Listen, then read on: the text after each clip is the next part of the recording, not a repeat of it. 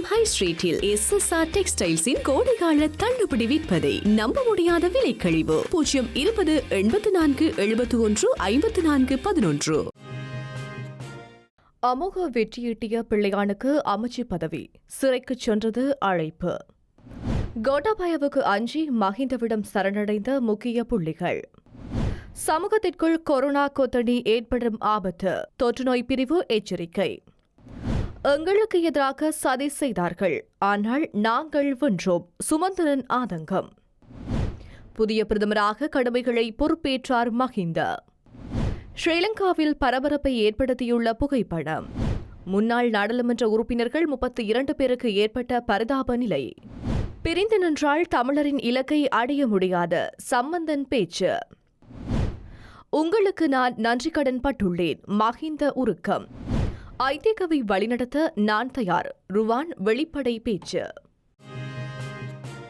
கண்டியில் நாளை இடம்பெறும் புதிய அரசாங்கத்தின் அமைச்சரவை பதவியேற்பில் பங்கேற்குமாறும் அமைச்சு பதவியை பொறுப்பேற்குமாறும் தமிழ் மக்கள் விடுதலை புலிகளின் கட்சியின் தலைவரும் முன்னாள் போராளியுமான பிள்ளையான் என்ற சிவநேசத்துறை சந்திரகாந்தனுக்கு அழைப்பு விடுக்கப்பட்டுள்ளது. இன்னும் பிள்ளையானுக்கு எந்த அமைச்சு பொறுப்பு வழங்கப்படும் என்றோ, அமைச்சரவை அந்தஸ்து அல்லது அந்தஸ்தற்ற அமைச்சு வழங்கப்படுமா என்பது குறித்தும் எதுவும் தெரியாது என்று பிள்ளையானுக்கு நெருக்கமான தரப்புகள் தெரிவித்துள்ளன. தேர்தலுக்கு முன்னர் தமது கட்சிக்கு அமைச்சு பதவி வழங்கப்படும் என்று பொதுஜன பெரமுனவினால் உறுதியளிக்கப்பட்டிருந்ததாக பிள்ளையானின் தரப்புகள் சுட்டிக்காட்டியுள்ளன. தமிழ் தேசிய கூட்டமைப்பின் முன்னாள் நாடாளுமன்ற உறுப்பினர் யோசப் பராஜசிங்கத்தின் கொலை தொடர்பில் குற்றம் சுமத்தப்பட்டு விளக்கமறியலில் தடுத்து வைக்கப்பட்டுள்ள பிள்ளையான் கடந்த நாடாளுமன்ற தேர்தலில் மட்டக்களப்பில் போட்டியிட்டு வெற்றி பெற்றார்.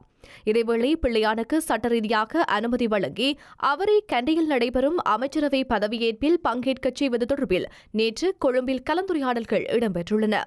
ஏற்கனவே பிள்ளையானுக்கு எதிராக சட்டமா அதிபர் மட்டக்களப்பு மேல் நீதிமன்றில் குற்றப்பத்திரிகை தாக்கல் செய்துள்ளமையும் இங்கு குறிப்பிடத்தக்கது. தமக்கு அமைச்சு பதவி வழங்குமாறு கோரி பெருமளவு நாடாளுமன்ற உறுப்பினர்கள் பிரதமர் மஹிந்த ராஜபக்ஷவிடம் கோரிக்கை விடுத்து வருகின்றனர். இம்முறை தேர்தலில் வெற்றி பெற்ற பாரிய அளவிலான ஸ்ரீலங்கா பொதுஜன பெரமுன வேட்பாளர்கள் பிரதமரிடம் அமைச்சு பதவி கோரி வருவதாக தகவல்கள் வெளியாகியுள்ளது. அமைச்சர்கள் தொடர்பில் ஜனாதிபதி கோட்டாபய ராஜபக்ஷ அறிவித்துள்ளமையினால் அவரிடம் இது தொடர்பான கோரிக்கைகள் விடுவதற்கு அச்சமடைந்த உறுப்பினர்கள் பிரதமரை நாடியுள்ளனர். இதனால் கட்சி உறுப்பினர்கள் பிரதமர் மஹிந்த ராஜபக்ஷவை சந்தித்து பல்வேறு முறையில் விருப்பமான அமைச்சு பதவிகளை கேட்பதாக கூறப்படுகின்றது. ஸ்ரீலங்கா பொதுஜன பெரமுனவில் நாடாளுமன்றத்துக்கு தெரிவாகிய 150 பேரில் 100 பேர் இவ்வாறு கோரிக்கை விடுத்துள்ளதாக தகவல் வெளியாகியுள்ளது. மஹிந்த ராஜபக்ஷவிடம் நேரடியாகவும் அவரின் குடும்ப உறுப்பினர்களுக்கு நெருக்கமான நபர்களிடமும் கோரிக்கை விடுக்கப்பட்டுள்ளதாக தகவல்கள் வெளியாகியுள்ளது. எவ்வாறாயினும் நாளைய தினம் அமைச்சரவை பதவி பிரமாண நிகழ்வுகள் இடம்பெறவுள்ளமை குறிப்பிடத்தக்கது. சமூகத்துக்குள் கொரோனா கொத்தணி ஏற்படும் ஆபத்து இன்னமும் நீங்கவில்லை என தொற்றுநோய் விஞ்ஞான பிரிவு எச்சரிக்கை விடுத்துள்ளது. பொதுமக்கள் உரிய சுகாதார ஆலோசனைகளுக்கு அமைய தினமும் செயல்பட வேண்டும் என தொற்றுநோய் விஞ்ஞான பிரிவு தெரிவித்துள்ளது. சுகாதார ஆலோசனைகளுக்கு அமைய செயல்படுவதன் மூலம் கொரோனா தொற்று சமூகத்திற்குள் பரவுவதை தவிர்க்க முடியும் என குறிப்பிடப்பட்டுள்ளது. நேற்றைய தினம் மாத்திரம் 27 புதிய கொரோனா நோயாளிகள் அடையாளம் காணப்பட்டுள்ளனர். அதற்கமைய இலங்கையில் இதுவரையில் 2871 பேர் கொரோனா நோயாளர்களாக அடையாளம் காணப்பட்டுள்ளனர். இலங்கை தமிழரசுக் கட்சியின் தலைமை பதவியை ஸ்ரீதரனுக்கு வழங்கினால் அதனை தான் ஆதரிப்பேன் என தமிழ் தேசிய கூட்டமைப்பின் பேச்சாளர் MA சுமந்திரன் தெரிவித்துள்ளார். ஆஸ்திரேலிய ஊடகம் ஒன்றுக்கு வழங்கிய செவ்வியிலேயே அவர் இதனை கூறியுள்ளார். தொடர்ந்தும் பேசிய அவர், கட்சிக்கு எதிராக நான் நடந்து கொள்பவன் அல்ல. எனினும் சக வேட்பாளர்கள் எனக்கு எதிராக பரப்புரைகள் செய்தார்கள். நான் ஒருபோதும் அப்படி செய்யவில்லை. எனக்கு ஆதரவாக ஸ்ரீதரன் மட்டுமே இருந்தார். இதனால் இறுதியில் அவருக்கு எதிராகவும் பரப்புரைகள் செய்தார்கள். இறுதியில் நானும் ஸ்ரீதரனுமே வெற்றி பெற்றோம். எமக்கு எதிராக சதி செய்தவர்கள் தோல்வியடைந்தார்கள். மக்கள் தீர்ப்பின்படி ஸ்ரீதரனும் நானும் வெற்றி பெற்றிருக்காவிட்டால் கட்சி இன்னமும் அவமான நிலைக்கு தள்ளப்பட்டிருக்கும். ஓர் ஆசனத்தை பெற வேண்டிய நிலைக்கு தள்ளப்பட்டிருக்கும். இதேவேளை கட்சி மறுசீரமைக்கப்படும் போது அனைவரும் விரும்பி தலைமை பதவியை வழங்கினால் அதனை ஏற்றுக்கொள்வேன் என ஸ்ரீதரன் கூறினார். தனக்கு அந்த பதவியை தருமாறு அவர் கோரவில்லை. அவ்வாறு ஸ்ரீதரனுக்கு தலைமை பதவி வழங்கினால் அதற்கு நான் ஆதரவு வழங்குவேன். மேலும் தேசிய பட்டியல் அறிவிப்பு முடிவு செய்யப்பட்டுள்ளது. இதில் இழுபறி ஏதும் இல்லை என தெரிவித்தார். புதிய பிரதமராக மஹிந்த ராஜபக்ஷ அலரி மாளிகையில் தனது கடமைகளை ஆரம்பித்துள்ளார். அதன்படி மஹிந்த ராஜபக்ஷ இன்று 11ஆம் தேதி செவ்வாய்க்கிழமை காலை 10:30 மணியளவில் தமது கடமைகளை பொறுப்பேற்றுள்ளார். கடந்த ஞாயிற்றுக்கிழமை 9ஆம் தேதி வரலாற்று சிறப்புமிக்க கலனி ரஜமகா விகாரையில் மஹிந்த ராஜபக்ஷ இலங்கையின் 14வது பிரதமராக ஜனாதிபதி கோட்டாபய ராஜபக்ஷ முன் பதவியேற்றார்.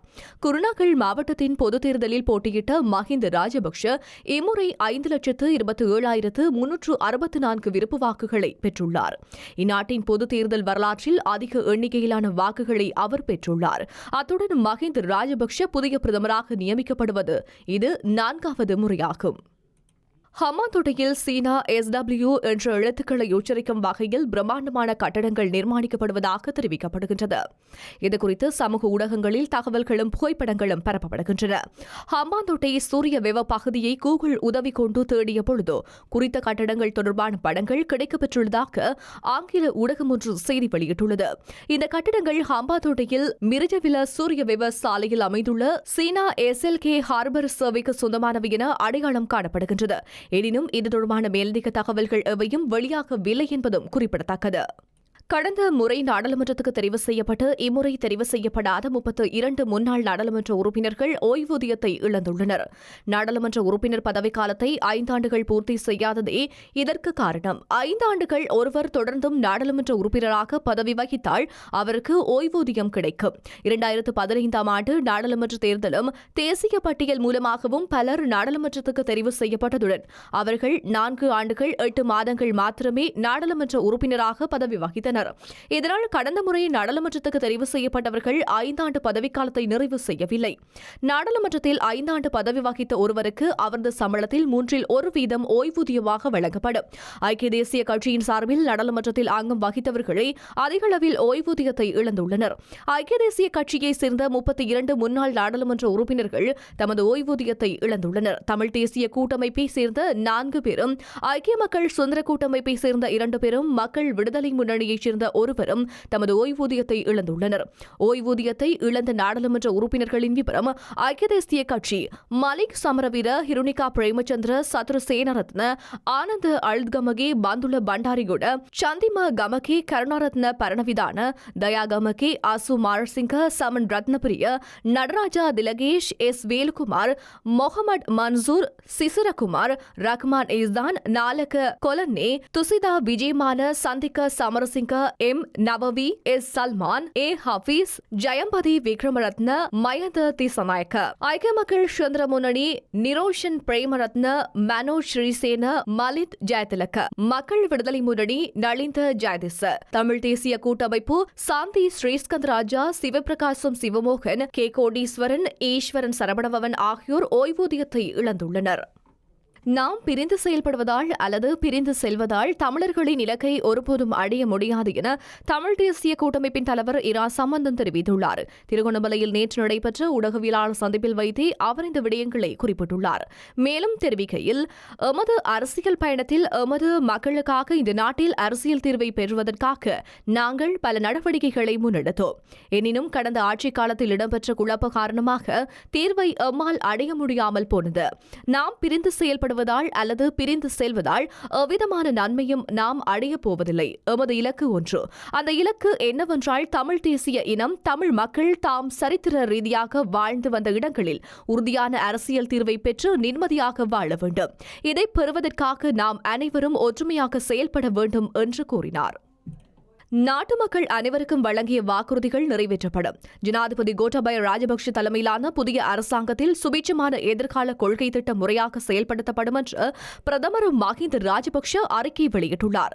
குருணாகல் மாவட்டத்தில் வெற்றி பெற்ற அவர் வரலாற்று சாதனை படைத்திருக்கின்றார். இந்நிலையில் மாவட்ட மக்களுக்கு நன்றி தெரிவித்துள்ளார்.